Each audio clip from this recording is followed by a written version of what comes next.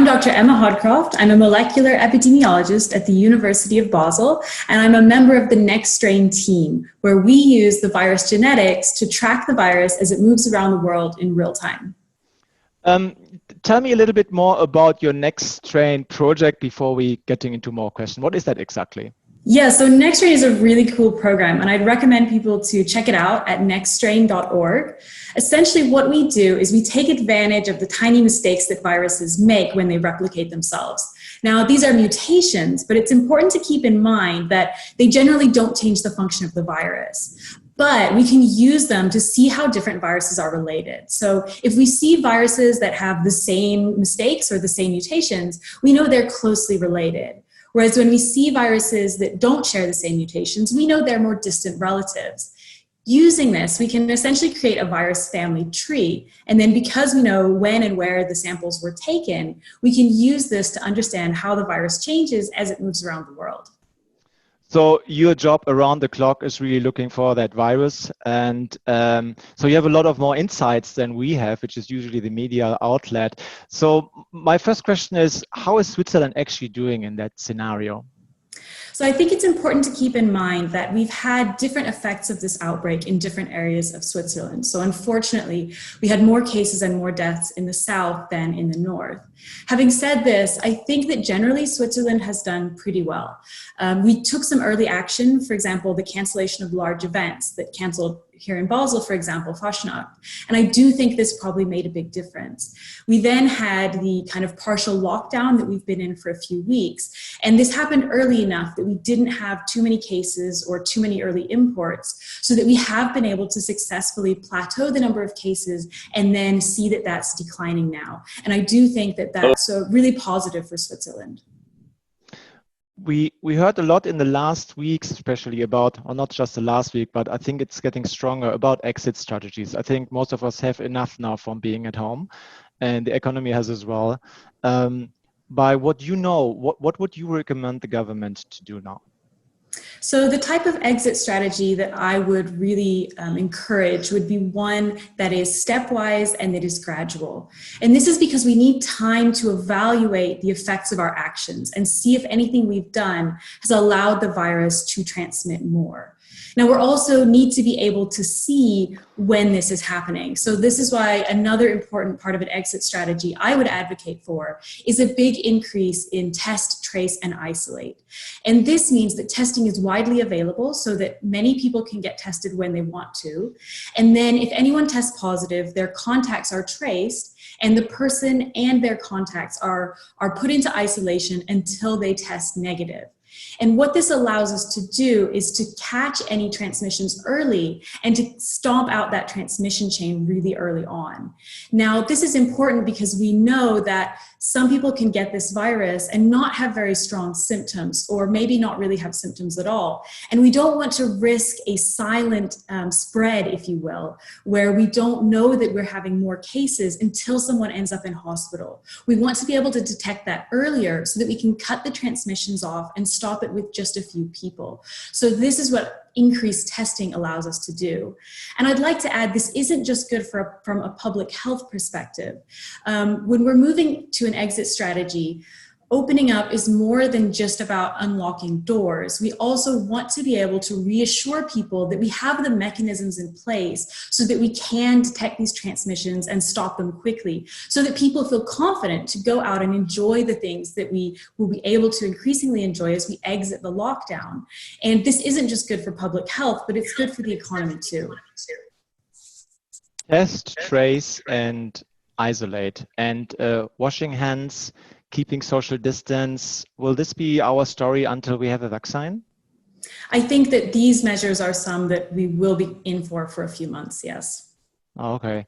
And about the antibody test, how effective is that really? So this is definitely a hot topic right now, and I think this is a really good question. So first, I'd just like to say that some of the antibody tests that people might be seeing online, a lot of these are not very reliable, they're not very accurate, and I really wouldn't encourage people to buy them because they're probably not going to be very helpful.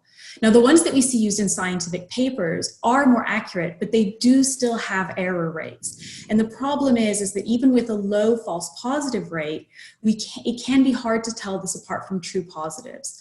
So when we're in a population where we don't think many people have had the virus, say maybe between 2 and 4%, if the error rate in our antibody test is also around 2%, we can't really tell apart the true positives and the false positives. Now, we have used these antibody tests in areas where we think that more people have had the virus. So cities in Germany and New York City. And here we do get antibody test rates indicating that up to 15 or 20% of the population has been infected at some point. Now, there's a couple points that are really important here, though. So first of all, this rate is for cities that have been heavily affected. This isn't generalizable to the rest of the population. In most places, we don't think anywhere near 20% of the population has been infected. We can also see when we look at New York what that 20% means. New York's hospitals have been completely overrun. They've had huge number of deaths. They've had to come up with new solutions for what to do with the bodies. If we don't see this happening in other places, it's unlikely that 20% of the population has been infected because we see this is the effect of having that many people catch the virus. Finally, this is a really strong indication against any ideas of something like herd immunity. For herd immunity without a vaccine, we'd need 60 to 70% of the population to catch the virus. And if New York City is showing us the cost of just 20% of the population having the virus, you can see why it's just not possible for us to allow this to spread through to 60 or 70%. There would just be too many deaths.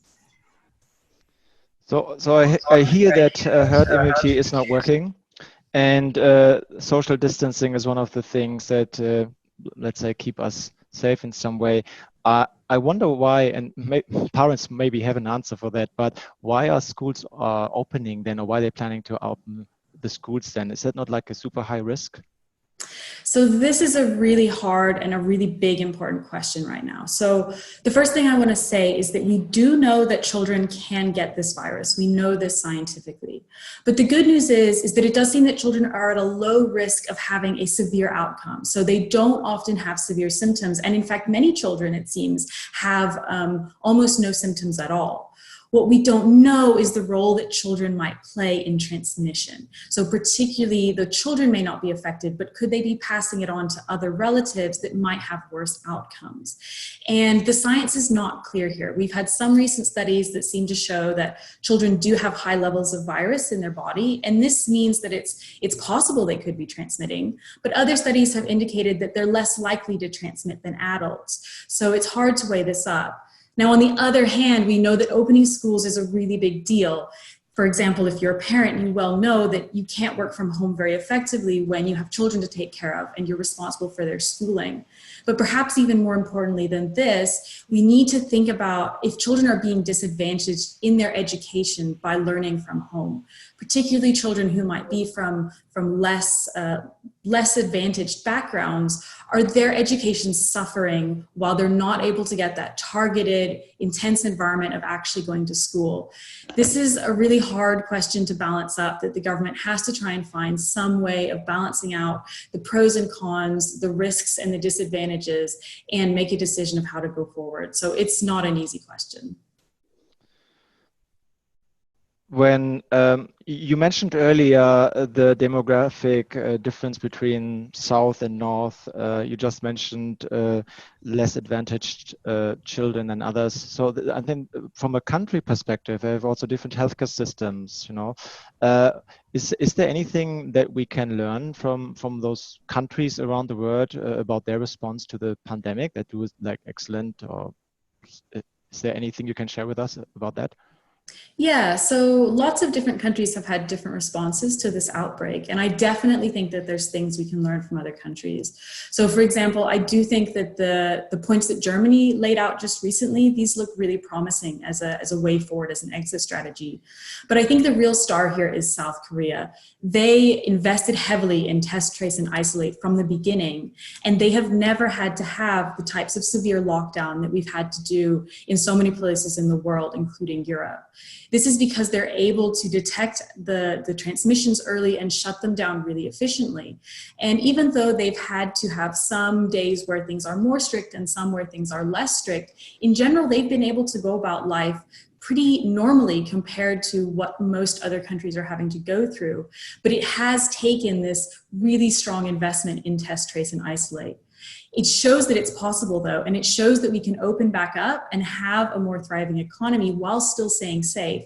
I would love to see countries like Switzerland embrace this strategy and put the effort into ramping up test, trace, and isolate so we can all benefit from stopping the virus while still being able to go about our daily lives. So with all that, I have the strong belief that the scientists becoming the superheroes bringing us out of that. And we talk now about the responses of different countries and how well South Korea did. And in all of these countries, we have also scientists working. Has this tragedy, this virus, changed the way how scientists also work together? How do they work together anyways? Yeah, so I actually think this is one of the most heartwarming and most inspiring parts of this pandemic, is the way that the scientific community has come together. So from the very beginning, there was a lot of open data sharing.